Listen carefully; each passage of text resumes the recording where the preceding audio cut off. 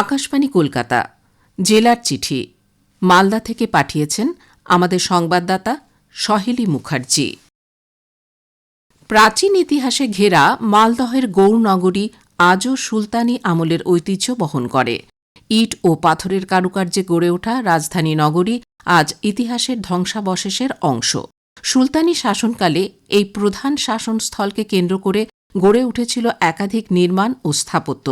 মাটির তৈরি দুর্গ দিয়ে ঘেরা রাজধানী এবং এই নগরীর রাজপ্রাসাদকে কেন্দ্র করে গড়ে উঠেছিল একাধিক প্রবেশদ্বার থেকে প্রাচীর ও মিনার। একইভাবে এই রাজধানীতে একসময় বিশেষ অতিথিদের প্রবেশের জন্য তৈরি করা হয়েছিল দাখিল দরওয়াজা। ইতিহাসবিদদের মতে এটি রাজধানীর প্রধান ফটক ছিল। এর নির্মাণ শৈলীতে ইন্দো ইসলামিক স্থাপত্যের ছাপ রয়েছে। এটি সেলামি দরওয়াজা নামেও পরিচিত। নতুন বছরে পর্যটকদের ঢল নেমেছে মালদার এই ঐতিহাসিক পর্যটন কেন্দ্র গৌড়ে। সকাল থেকেই দূরদূরান্তের পর্যটকদের আনাগোনায় মুখরিত হয়ে উঠছে গৌড় এলাকা। পেশায় চিকিৎসক কিন্তু নেশায় গাছপ্রেমী।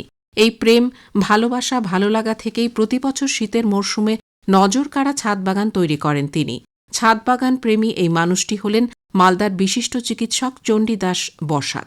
বাড়ি মালদা শহরের ৩ নম্বর গভর্নমেন্ট কলোনি এলাকায়। চণ্ডীদাস বসাক এবং তার স্ত্রী মুক্তি বসাক দুজনেই পেশায় চিকিৎসক, তাই তাদের পেশাগত ব্যস্ততা রয়েছে সর্বক্ষণ। তবু সেই ব্যস্ততার মাঝেই প্রতিদিন নিয়ম করে সময় বের করে ছাদের টবে লাগানো বিভিন্ন ফলমূল, সবজি গাছের পরিচর্যা করা হয়। বর্তমানে তার ছাদ বাগানে শোভাবর্ধন করছে বড় বড় সাইজের চন্দ্রমল্লিকা, পিটুনিয়া, গাঁদা সহ বিভিন্ন ধরনের ফুল। এছাড়াও রয়েছে বিভিন্ন ধরনের সবজি ও ফলমূল। অপরাধ দমনে এবারে অভিনব উদ্যোগ জেলা পুলিশ প্রশাসনের। ব্রাউন সুগার, জাল টাকা, ফেন্সিডিল, আগ্নেয়াস্ত্র, বোমা এই সংক্রান্ত অপরাধের বিরুদ্ধে রুখে দাঁড়াতে এবারে গোপনে পুলিশে খবর দেওয়ার ব্যবস্থা করল জেলা পুলিশ প্রশাসন। গোপনে খবর দিতে বিশেষ কিউআর কোড জারি করা হয়েছে মালদহ জেলা পুলিশের তরফে। এবারে দিল্লির রাজপথে ২৬শে জানুয়ারি সাধারণতন্ত্র দিবসে কুচকাওয়াজে অংশগ্রহণের সুযোগ হয়েছে মালদহ কলেজের এনএসএস এবং এনসিসি বিভাগের ২ কলেজ ছাত্রীর। একই সঙ্গে ২ কলেজ পড়ুয়ার এমন সাফল্যে খুশির হাওয়া জেলা জুড়ে। ইতোমধ্যে প্যারেডে অংশগ্রহণের আগে প্রশিক্ষণের জন্য রওনা দিয়েছেন এনসিসি সদস্য পুনম সরকার এবং এনএসএস সদস্য ঐশ্বর্য সরকার। ঐশ্বর্য সরকার জানান, এই প্রথম এত বড় জায়গায় প্যারেডে অংশগ্রহণ করার সুযোগ হয়েছে। এনএসএসে যোগ দেওয়ার ১ বছরে এমন জায়গায় আসতে পেরে খুবই আনন্দিত সে।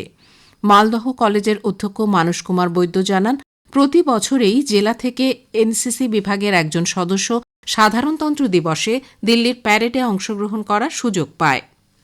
আন্তর্জাতিক স্তরের যোগব্যায়াম প্রতিযোগিতা প্রথম হল মালদহের সবজি বিক্রেতার মেয়ে সেজুতি। দেশের জন্য স্বর্ণপদক এনে জেলাসহ রাজ্যের নাম উজ্জ্বল করেছে সেজুতি। সে নিত্যানন্দপুর প্রাথমিক বিদ্যালয়ের ৪র্থ শ্রেণীর ছাত্রী। তার বয়স মাত্র ৯ বছর। তার এমন সাফল্যে খুশির হাওয়া দেখা দিয়েছে জেলা জুড়ে।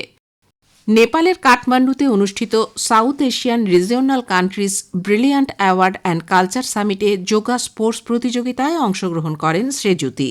সেখানে ভারত, নেপাল, ভুটান, শ্রীলঙ্কা সহ পার্শ্ববর্তী মোট ৮টি দেশের প্রতিদ্বন্দ্বীদের পিছনে ফেলে প্রথম হয় সে। পড়াশোনার পাশাপাশি নিয়মিত যোগা প্রশিক্ষণ চালিয়ে যাচ্ছেন সেজুতি। যোগা চ্যাম্পিয়ন সেজুতি বারুই জানান, দেশের জন্য স্বর্ণপদক এনে খুব ভালো লাগছে। আগামীতে যোগা নিয়ে এগিয়ে যাওয়ার ইচ্ছে রয়েছে তার। পুরনো দলেই আবার ফিরে গেলেন মৌসম বেনজির নূর। তৃণমূলের রাজ্যসভার সাংসদ পদ ছেড়ে কংগ্রেসের দিল্লির সদর কার্যালয়ে যোগদান করেন মালদহের বরকত গনি সাহেবের কোতোয়ালি ভবনের অন্যতম মুখ মৌসম। দলের প্রতি অভিমান, একরাশ ক্ষোভ এবং দলের সঙ্গে ক্রমশ দূরত্ব কমে আসায় এই দল ছেড়েছেন বলে মৌসম উল্লেখ করেন। জেলার চিঠি শেষ হল। জলপাইগুড়ি থেকে পাঠিয়েছেন আমাদের সংবাদদাতা সহেলি মুখার্জি।